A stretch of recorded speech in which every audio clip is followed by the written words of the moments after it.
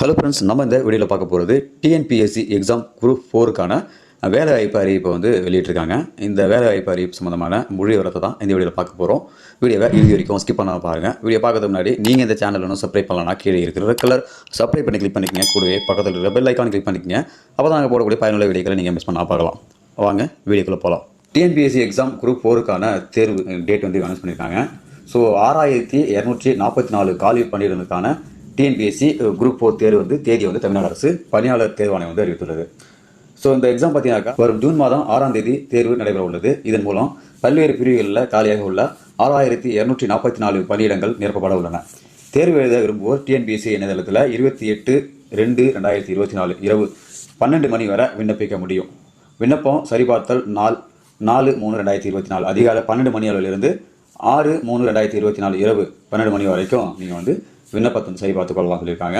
கிராம நிர்வாக அலுவலர், அதாவது ஜூனியர் துறைகளில் பார்த்தீங்கன்னாக்கா 8 துறைகளில் காலியாக உள்ள அசிஸ்டன்ட் வந்து நிரப்பப்பட போகிறதா சொல்லியிருக்காங்க. அடுத்தது 8 துறைகளில் காலியாக உள்ள டைப்பிஸ்ட்டு, தனி உதவியாளர், பில் கலெக்டர், வன பாதுகாப்பாளர் மற்றும் வன கண்காணிப்பாளர் என பல்வேறு பிரிவுகளில் காலியாக உள்ள 6244 பணியிடங்கள் வந்து இந்த தேர்வு மூலம் நிரப்பப்பட உள்ளன.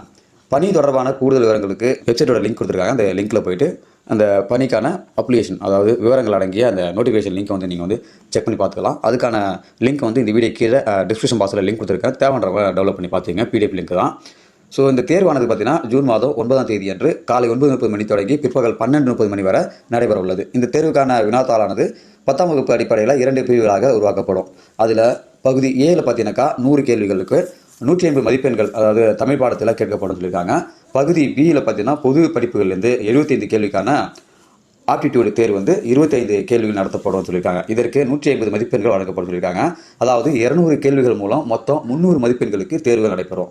அனைத்து சமூகத்தினரும் குறைந்தபட்ச தகுதி மதிப்பெண்கள் பார்த்தீங்கன்னாக்கா 90 என உள்ளது. ஸோ இது சம்மந்தமாக அப்ளை பண்ணுறவங்களும் சரி, அப்ளை பண்ண போகிறவங்களும் சரி, தமிழக அரசாங்கம் பார்த்தீங்கன்னாக்கா ஒரு எச்சரிக்கை ஒன்று சொல்லியிருக்காங்க. அது என்ன கேட்டிங்கன்னா, தமிழ்நாடு அரசு பணியாளர் தேர்வாணையத்தின் அனைத்து ஆட்சேர்ப்புகளும் முற்றிலும் தகுதி அடிப்படையானவை. நியாயமற்ற வழிகளில் வேலைகளை பெற்று தருவதாக பொய்யான வாக்குறுதிகள் அளித்து முகவர்கள் ஏமாற்றலாம். அத்தகைய நேர்மையற்ற கூறுகளுடன் எந்தவித பரிவர்த்தனைகளும் யாரேனும் பணத்தை இழந்தால் அதற்கு டிஎன்பிஎஸ்சி அமைப்பு பொறுப்பேற்காது அப்படின்னு சொல்லியிருக்காங்க.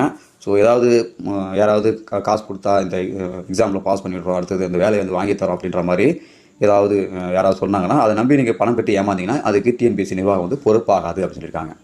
அடுத்தது ஆன்லைன் விண்ணப்பத்தில் இடம்பெறும் உரிமை கோரல்களுக்கு, அதாவது கிளைம் பார்த்தீங்கன்னாக்கா விண்ணப்பதாரர் மட்டுமே வந்து பொறுப்பு அப்படின்னு சொல்லியிருக்காங்க. ஆட்சேர்ப்புக்கு ஆன்லைன் விண்ணப்பிக்கும் போது ஏற்படும் தவறுகளுக்கு ப்ரௌசிங் சென்டர் மற்றும் பொது சேவை மையங்கள் போன்றவை வழக்குனர்களை குறை கூற முடியாது சொல்லியிருக்காங்க. ஸோ நீங்கள் அப்ளை பண்ணும்போது சரி, ப்ரௌசிங் சென்டரில் இ சேவை மூலமாக அப்ளை பண்ணும்போது ஏற்படக்கூடிய தவறுகளுக்கு பார்த்தீங்கன்னா ப்ரௌசிங் சென்டரில் இருக்கக்கூடிய பணியாளர்கள் வந்து பொறுப்பாக முடியாது. முற்றிலும் வந்து அப்ளிகேட்டன் மட்டும் தான் பொறுப்பு, அப்ளை பண்ணுறவங்க மட்டும் தான் பொறுப்புன்னு சொல்லியிருக்காங்க. இதுக்கு யார் வகையிலும் நீங்கள் வந்து குறை சொல்ல முடியாது, கேஸ் கூட போட முடியாது அப்படின்னு சொல்லியிருக்காங்க.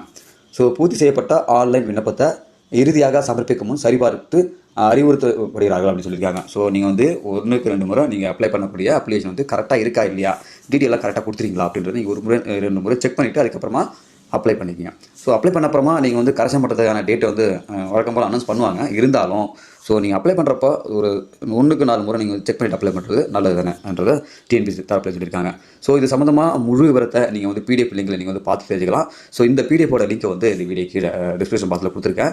ஸோ எந்தெந்த கேட்டகரியில் எவ்வளோ பேர்களுக்கு எவ்வளோ இடங்கள் வந்து ஒதுக்கீடு செஞ்சுருக்காங்க, இதுக்கு எப்படி அப்ளை பண்ணணும், அப்ளை பண்ணுறதுக்கான வழிமுறைகள்லாம் என்னன்றதை அந்த நோட்டிஃபிகேஷன் லிங்க்லேயே கூட சொல்லியிருக்காங்க. ஸோ நீங்கள் பார்த்து படித்து தெரிஞ்சுக்கலாம். ஸோ வழக்கம் போல் அப்ளை பண்ணுற மாதிரி தான் நம்ம டிஎன்பிஎஸ்சி வந்து எப்படி வந்து அப்ளை பண்ணுவோம் அது போல் நீங்கள் அப்ளை பண்ணிக்கலாம். ஸோ இதுக்கு வந்து கண்டிப்பாக உங்களுடைய யூசர் ஐடி பாஸ்வேர்டு எல்லாமே நீங்கள் தெரிஞ்சுக்கணும். ஸோ ஒன் டைம் பாஸ்வேர்டாக நீங்கள் வந்து கிரியேட் பண்ணி வச்சுக்கணும். நீங்கள் வந்து அப்ளை பண்ணிக்கலாம். ஸோ அப்ளை பண்ணுறது எப்படி தெரியலக்கா அந்த வீடியோ கமெண்ட்டில் தெரியப்படுத்துங்க. மொபைல் மூலமாக எப்படி அப்ளை பண்ணுறது அப்படின்ற ஒரு வீடியோ நம்ம சேனல் அப்லோட் பண்ணுறோம். இந்த வீடியோ உங்களுக்கு யூஸ்ஃபுல்லாக இருக்கும்னு நினைக்கிறேன். யூஸ் பண்ணால் லைக் பண்ணுங்கள். மறக்காம இந்த வீடியோ நண்பர்களுக்கும் ஷேர் பண்ணுங்கள். இது மாதிரியான பயனுள்ள வீடியோக்கள் நீங்கள் தொடர்ந்து பார்க்கணும்னா நம்ம வீடியோ சேனலை சப்ஸ்கிரைப் பண்ணுங்கள். மீண்டும் இன்னொரு வீடியோ சந்திக்கலாம். அதுவரை மனிதர்களை மதிப்போம், மனிதர்களை காப்போம். நன்றி.